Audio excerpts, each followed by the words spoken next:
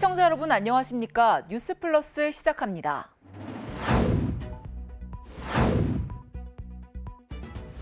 복지 상담 공간인 서울 마음편의점이 동대문 종합사회복지관에 문을 열었습니다. 대구시가 4월을 2025년 자원봉사의 달로 선포했습니다. 평창군과 평창구교림관리소가 봄철 소나무류 이동특별합동단속을 실시합니다. 충남 보령교육지원청이 보령인공지능교육체험센터 개관식을 개최했습니다. 광주중앙공원이 국내 최초로 국가도시공원으로 지정될 가능성이 높아졌습니다. 광주광역시의 한 병원에서 자궁에 난 혹 제거 수술을 받은 환자가 5개월 만에 다시 검사를 받아봤더니 더 큰 혹이 자라고 있었습니다. 환자 측은 의료사고를 주장하고 있지만 병원 측은 정상적인 수술이었다는 입장입니다. 지난해 12월 배가 아파 병원을 찾은 40대 여성은 깜짝 놀랐습니다. 자궁 안에 3.1cm의 혹이 자라고 있다는 진단이 나왔습니다. 5개월 전 같은 병원에서 2.3cm 크기의 혹을 제거한 상태라 믿을 수 없었습니다. 목적이 요거였는데 안 됐다고 하니까 저는 너무 놀랐죠. 무슨 생각도 안 들더라고요. 환자 측은 자궁 안 작은 용종들을 제거하면서도 정작 통증의 원인인 혹을 제거하지 않았다고 의심하고 있습니다. 또 당시 병원 직원이 복강경 수술이라고 안내했는데 실제로는 자궁경 수술이 이루어졌다고 주장했습니다. 이게 잘못된 수술이다 인정했었는데 갑자기 회의를 통해서 한다고 하더니 통보를 하는 내용이 아무것도 해줄 수가 없다. 병원 측은 당시 직원이 수술 방법을 잘못 안내한 건 맞다면서도 수술 자체는 정상적으로 이루어졌다고 해명했습니다. 혹 뿌리까지 다 제거할 필요가 없었고 자궁 안으로 튀어나온 부분만 도려내 증상의 원인을 없앴다는 겁니다. 복강경 수술이라고 해서 이렇게 배 안쪽을 이렇게 다 확인하고 혹을 제거하는 이제 그런 수술을 하는 건데 이게 합당한 증상이 있을 때 이제 수술을 하는 것이기 때문에 그 수술을 한 건 아니고. 전문가들은 환자 상태에 따라 처치는 다양하게 이루어질 수 있어 의료사고라고 단정하기 어렵다는 의견을 내놓았습니다. 하지만 이 환자는 혹이 많이 자라서 수술이 어렵고 자궁을 적출해야 한다는 대학병원의 소견을 받았다고 말했습니다. 또 병원 측이 수술 후 예후를 추적 관찰하지 않았다며 조금 일찍 알았다면 사정이 달랐을 것이라고 반박했습니다. 의료사고를 주장하는 환자 측과 의료진 간 공방이 커지고 있어 진실은 수사를 통해 가려질 것으로 보입니다.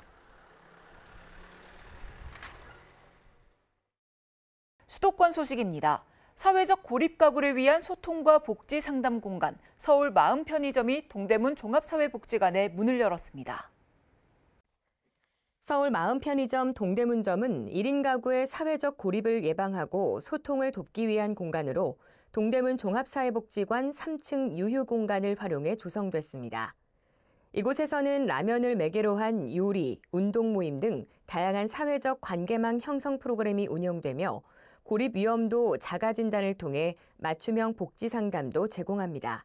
군은 이번 공간 조성을 포함해 중장년 1인 가구를 위한 마음마루, 싱글벙글 사랑방 등 커뮤니티 공간을 지속적으로 확대하고 있습니다.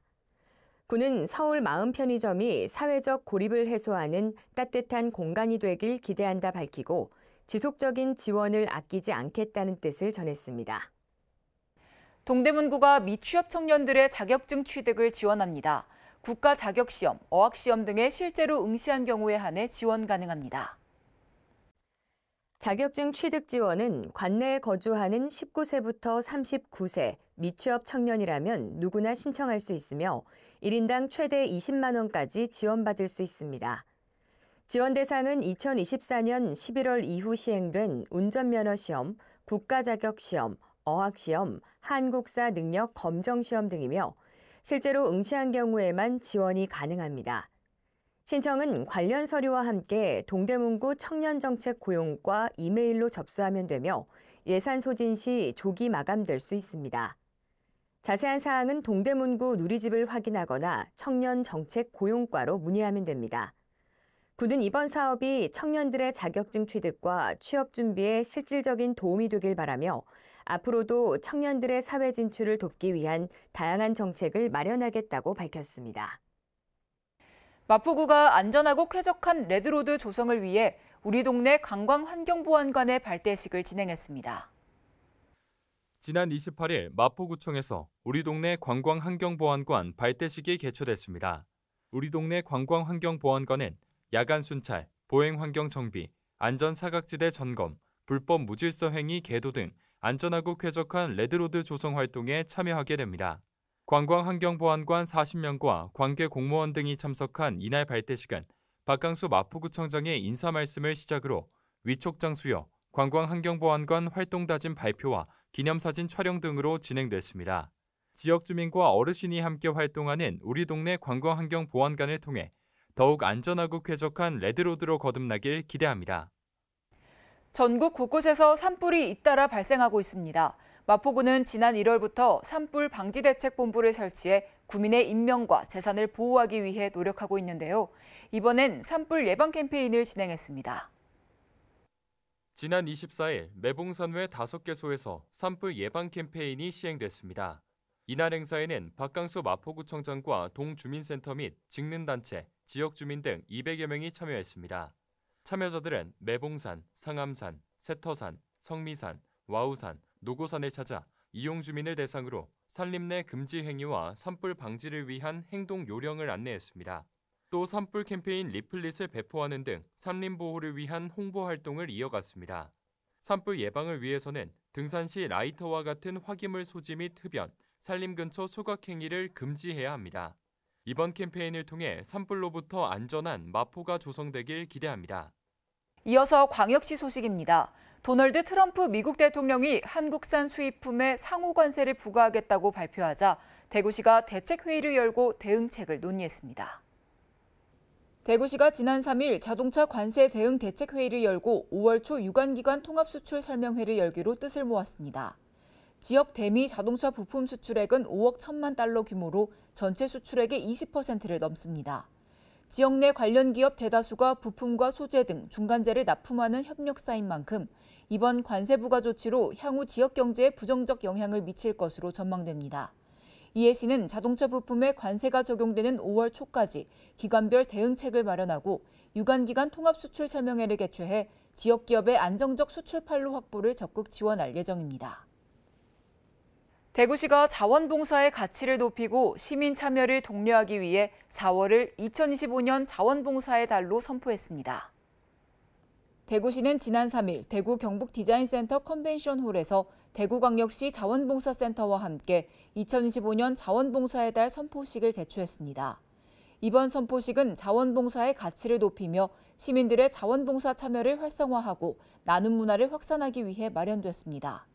참석자들은 자원봉사 선언문 낭독을 통해 자원봉사의 의미를 되새기고 자원봉사자 역할의 소중함을 인식하며 나눔과 봉사활동에 대한 실천 결의를 다졌습니다. 대전시와 스페인 세비야시가 경제, 과학, 기술 분야 협력 강화를 위해 손을 잡았습니다. 두 도시는 연구소, 대학 간 협력, 기업 교류 확대 등 실질적인 협력 방안을 모색해 나가기로 했습니다. 스페인을 방문 중인 이장우 대전시장은 현지 시각 2일 호세 루이스 산스루이스 세비야 시장과 만나 두 도시의 협력 체계 구축을 위한 방안을 논의했습니다. 이 시장은 도시 간 교류는 단순한 우호 관계를 넘어 실질적인 연구소와 대학 간 교류, 공동 연구, 기업 간 협력으로 이어져야 한다며 세비야와의 협력이 더욱 확대될 수 있길 기대한다고 희망했습니다. 호세 루이스 산스루이스 시장은 대전 방문을 적극 검토하겠다며 이번 만남을 계기로 상공회의소 간 교류가 시작된 만큼 앞으로 더욱 활발한 협력 관계가 이뤄질 것으로 기대한다고 화답했습니다. 한편 대전경제사절단은 이날 세비야 상공회의소와 간담회를 갖고 양해각서도 체결했습니다. 대전시는 양해각서 체결을 바탕으로 스페인 시장에서의 입지를 확대하고 세계적인 유망 기업들과의 협력 관계를 더욱 공고히 할 계획입니다. 이어서 강원도 소식입니다. 춘천 6.25 참전 유공자의 숭고한 희생과 헌신을 기리는 기념탑이 마침내 준공을 마치고 근화동 춘천대첩 기념평화공원에서 제막식을 가졌습니다. 이날 제막식에는 오진영 국가보훈부 보훈문화정책실장, 염기원 6.25 참전 유공자회 춘천시 지회장을 비롯한 시도 보훈단체장과 유족이 참석했으며 기념탑 경과보고를 시작으로 유공자 표창, 시립합창단 공연과 함께하는 제막 퍼포먼스, 기념 촬영 순으로 진행됐습니다. 사업비 5억 6천만 원이 투입된 6.25 참전 유공자 기념탑은 포신을 모티브로 가로 13m, 세로 12m, 높이 12m 규모로 제작됐으며 주탑 아래는 긴박한 전투 속에서 하나 되어 싸운 군인과 경찰, 학생, 주민 등 춘천대첩의 영웅들을 생동감 있게 형상화한 동상이 주조됐습니다.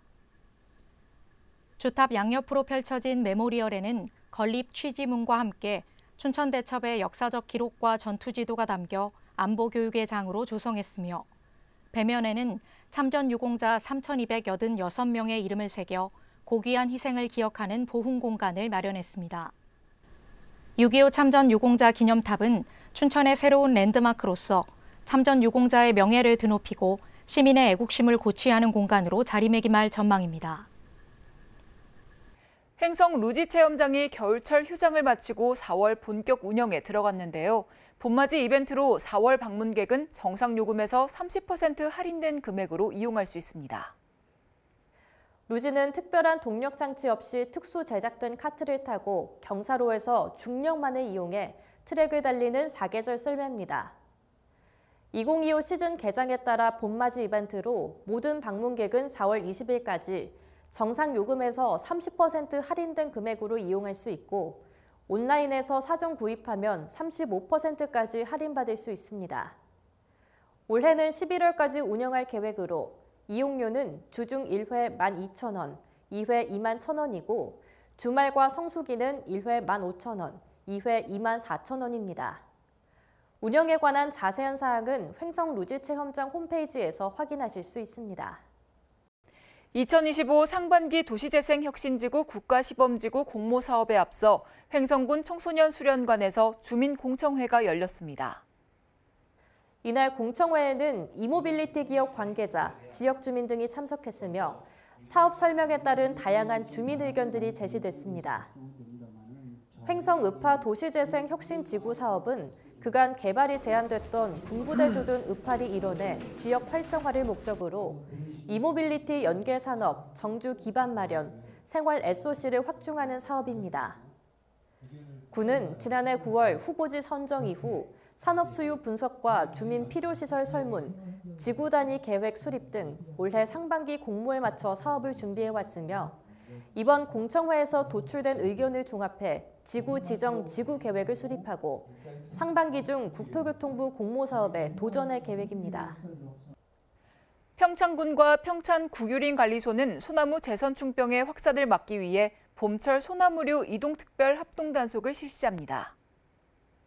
이번 단속은 관내 소나무류 취급업체 62개소와 화목 사육농가 502개소를 대상으로 이뤄지며 소나무류의 불법 이동과 무단 반출입을 사전에 차단해 재선충병 피해 확산을 예방하는 데 중점을 둘 예정입니다.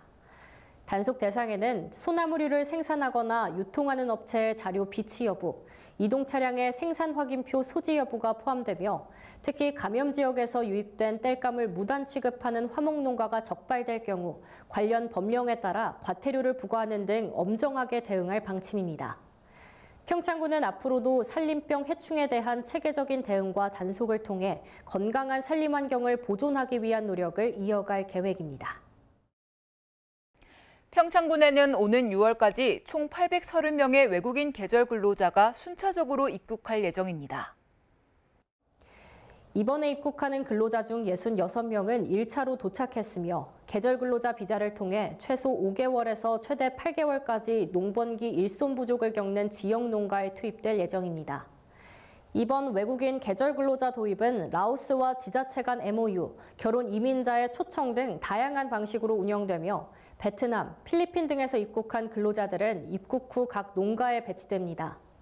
군은 근로자 입국 당일 마약 검사와 작물 재배법, 인권 교육 등 실질적인 현장 적응 교육을 함께 진행해 무단 이탈 예방 및 정착 지원에 힘쓸 방침입니다. 올해 평창군은 계절 근로자 관리 전담 인원을 2명에서 4명으로 확대 배치하고 현장 모니터링과 농가 준수사항 점검을 강화해 계절 근로 프로그램의 안정적 운영에 주력할 계획입니다. 계속해서 충청도 소식입니다. 충청북도와 미호강 유역협의회가 미호강의 수질 개선을 위해 협력을 다짐하는 결의대회를 개최했습니다. 미호강 유역협의회는 관련 기관들의 협력 연결 네트워크 구축, 수질 개선 활동을 자율적으로 추진하는 실천 문화 확산 등 현장 중심 주민 하천 관리단과 관련 기관 상생 협력 네트워크 활동 결의를 다졌습니다. 이번 다짐대회는 미호강의 수질을 개선하고 도민이 찾아오는 하천으로 바꾸기 위해 민관이 함께 노력하는 충북도의 결의를 보여줬습니다. 또한 중부권 중심 하천 미호강에 대해서는 도민들이 다시 찾는 하천 조성을 위한 미호강 맑은물 사업을 추진해오고 있으며 올해 3,541억 원의 예산을 투입해 적극 노력하고 있습니다. 충청북도가 4대 권역의 수질 1등급 달성을 위해 합동 점검을 실시했습니다. 2032년까지 충주호, 달천, 대청호, 미호강 등 4대 권역의 수질 1등급, 미호강은 2등급 달성을 목표로 하고 있습니다. 지난해 3개월간 4대 권역 주변 오염 실태를 조사한 후 하천 오염 우려 시설을 집중 단속했습니다.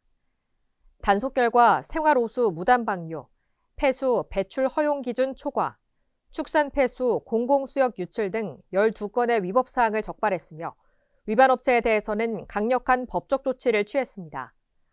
올해 상반기 합동 점검은 5월 16일까지 8주 동안 실시됩니다. 충청북도와 NH농협은행 충북본부가 중소기업 금융지원 업무 협약을 체결했습니다.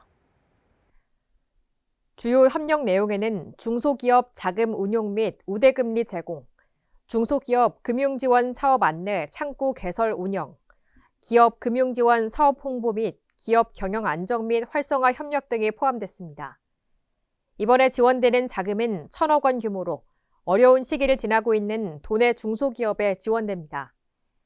NH농협은행 충북 소재 지점에 있는 충청북도 중소기업 금융지원 전담 창구에서 대출 상담을 받은 기업 중 심사를 거쳐 금리 우대 혜택을 받게 되면 기업의 고금리 부담을 덜어줄 예정이며 이를 통해 도내 기업에 실질적인 도움을 주고 나아가 지역 금융과 상생하고 협력하는 사례가 될 것으로 기대하고 있습니다. 보령시가 2025 자전거의 날 행사 대행 용역 착수보고회를 개최했습니다. 자전거의 날 행사는 5월 3일부터 4일까지 대천 해수욕장 머드광장 일원에서 열립니다. 기념식을 시작으로 자전거 대행진, 종합전시전 등 자전거와 관련한 다채로운 프로그램이 구성됩니다. 탄소 중립 선도도시 보령에서 개최되는 행사인 만큼 자전거 발전기 체험, 폐자전거 업사이클링 프로그램 등을 통해 탄소 중립의 가치를 경험하고 환경보호의 중요성을 깨닫는 기회가 될 것으로 기대됩니다. 충남 보령교육지원청이 보령시 대남초등학교 체육관에서 보령 인공지능 교육체험센터 개관식을 개최했습니다. 이날 개관식에는 김지철 충남도 교육감을 비롯해 김동일 보령시장, 도내 시군 교육장 등이 참석했습니다. 대남초등학교 별관을 리모델링해 설립된 보령 인공지능 교육체험센터는 4차 산업혁명 시대를 대비해 학생들이 창의적 문제 해결 능력을 키우고 기술적 사고력을 배양할 수 있는 공간으로 조성됐습니다. 2층은 AI 융합실과 AI 미래교육실, 3층은 AI 체험실과 메타버스실, 4층은 AI 로봇실과 AI 수학체험실로 구성됐습니다. 보령교육지원청은 앞으로 지역 내 학생은 물론 교원, 학부모, 지역 주민 등을 대상으로 인공지능 관련 프로그램을 운영할 예정입니다. 이어서 광주 전남 소식입니다. 광주 글로벌모터스 노조가 노사민정이 제시한 중재안 수용을 거부했습니다. 노조는 파업 유보 권고는 사실상 손발을 묶는 것이라며 파업을 막고 싶다면 우선 교섭부터 재개하자고 제안했습니다. GGM은 노동법을 준수하라! 준수하라! 준수하라! 준수하라! GGM 노조가 노사민정 조정중재특위 중재안은 해결 방안이 될 수 없다며 수용하지 않겠다고 밝혔습니다. 중재안은 GGM 노조에게 35만 대 달성 시까지 파업 유보, 노사상생협의회 역할 존중 등을 권고했습니다. 노조는 3가지 권고 사항 중 파업 유보의 경우 노동 3권이 보장한 파업할 권리를 제한해 받아들일 수 없다는 입장입니다. 파업을 유보를 35만 대까지 그걸 수용을 하고 교섭하라는 것은 사실 노동조합이 협상력을 가질 수가 없잖아요. 사실 파업을 할 수도 있기 때문에 협상력이 생기는 건데 대신 집중 교섭을 통해 대화의 물꼬를 트자고 사측에 제안했습니다. 노사가 평화 기간을 두고 부당노동 행위와 파업을 멈추고 집중 교섭을 통해 조속한 타결을 도모하자 1차로 평화 기간은 한 달로 하되 교섭이 진척되면 추가 연장할 수 있다. 중재안을 수용하겠다는 GGM 경영진과 파업 요보는 받아들일 수 없다는 노조. 갈등의 골이 깊어진 GGM 노사가 해결의 실마리를 좀처럼 찾지 못하면서 지역민들의 우려를 사고 있습니다. 광주 중앙공원이 국내 최초로 국가도시공원으로 지정될 가능성이 높아졌습니다.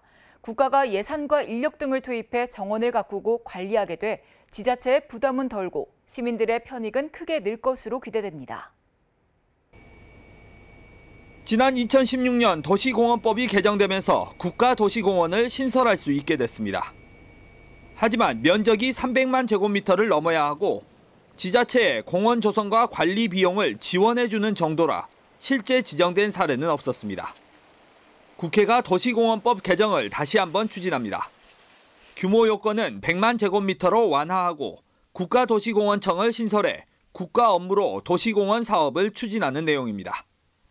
광주를 포함해 부산, 대구, 인천 등에서 지정을 준비하고 있는데 279만 제곱미터로 전국 최대 면적이고 사유지가 없는 광주중앙공원 지정이 가장 유력합니다. 그런데 이번에 이 법이 통과되면은 우리가 그 조건을 충족해서 국가도시공원으로 지정될 수 있는 좋은 기회가 될 겁니다. 국가도시공원으로 지정되면 무등산 국립공원이나 순천만 국가정원처럼 정부가 직접 도시공원을 관리 운영하게 돼 시민들의 이용 편의성과 관광 가치도 크게 높아질 것으로 기대됩니다. 도시 지역 내에서의 여가 활용, 그리고 기후변화 대응, 국민건강 정진, 문화 향유 등등의 효과가 있을 것으로 예상됩니다.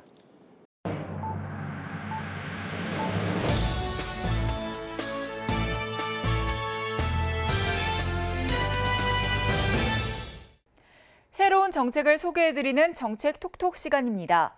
이제부터 고속버스 이용 시 무료 와이파이 서비스를 이용할 수 있습니다. 국토교통부는 고속버스 이용 편의성을 개선하기 위해 4월 1일부터 전국 고속버스 내 무료 와이파이 서비스를 제공한다고 밝혔습니다.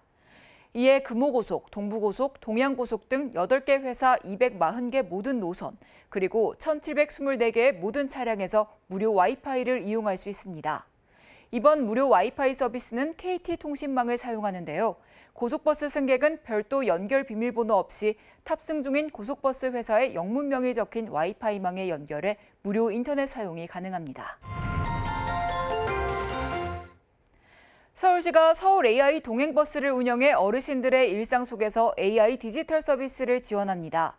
서울 AI 동행버스에서는 AI로 눈 건강 확인하기, 로봇과 바둑두기 등 일상 속 유용한 스마트 기술을 무료로 체험할 수 있으며 다양한 기술이 탑재된 서비스를 경험할 수 있습니다.